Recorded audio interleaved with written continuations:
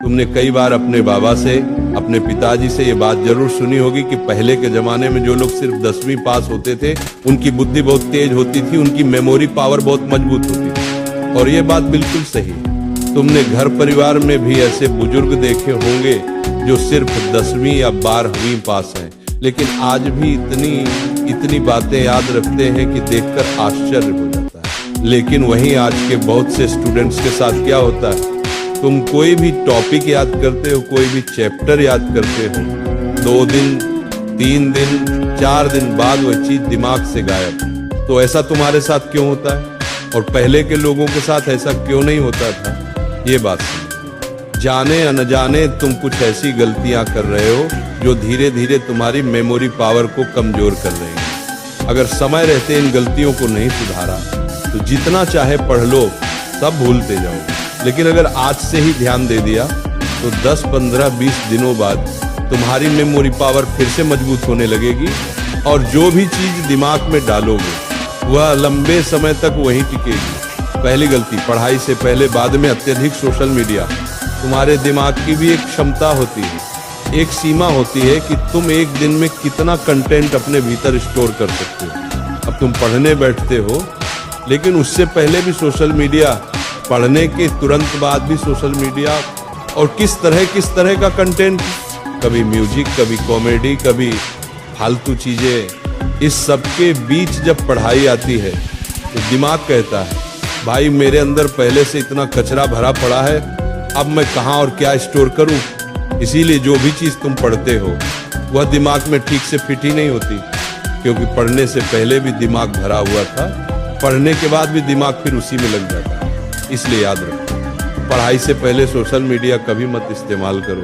पहले पढ़ो, फिर अगर मन हो तो थोड़ा बहुत अच्छा कंटेंट देख सकते हो, लेकिन दुनिया भर का कचरा अपने दिमाग में डालना बंद करो, क्योंकि पढ़ाई पर फोकस तभी लगेगा जब दिमाग साफ रहेगा।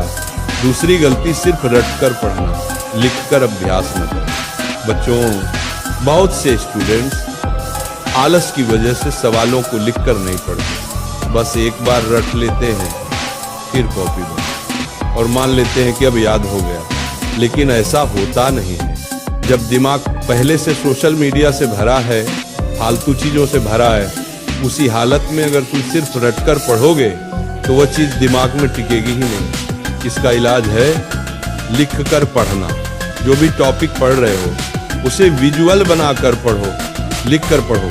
उस टॉपिक की तस्वीर अपने दिमाग में बनाओ, क्योंकि रिसर्च में पाया गया है जिस चीज को इंसान लिख देता है वो चीज दिमाग में गहराई से बैठ जाती है। इसलिए रटने के साथ साथ लिखना जरूरी है, तभी चीज लंबे समय तक टिकेगी।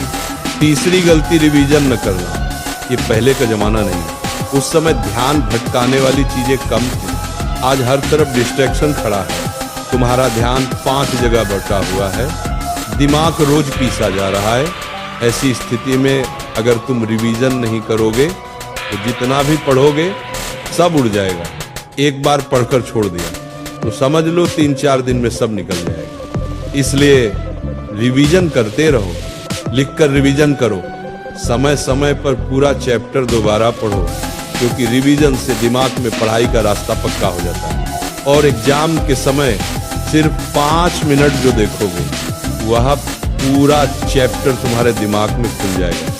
यह ज्ञान अगर आज से अपनाया तो आने वाले कुछ ही दिनों में तुम अपने भीतर एक नई ऊर्जा महसूस करोगे। अगर तुम्हारे साथ यह समस्या होती है कि तुम पढ़ते हो, बहुत पढ़ते हो, लेकिन याद नहीं रहता, तो आज से ही ये 3 गलतियां छोड़ दो। सोशल मीडिया का अत्यधिक उपयोग बंद करो, लिखकर अभ्यास करो और समय समय पर रिवीजन करते रहो। तुम्हारा दिमाग मजबूत है, बस उसे सही दिशा चाहिए, सही आदत चाहिए, थोड़ी सावधानी चाहिए। मेरा आशीर्वाद तुम्हारे साथ है। ईश्वर तुम्हें बुद्धि दे, शक्ति दे और तुम्हारी मेहनत सफल करे।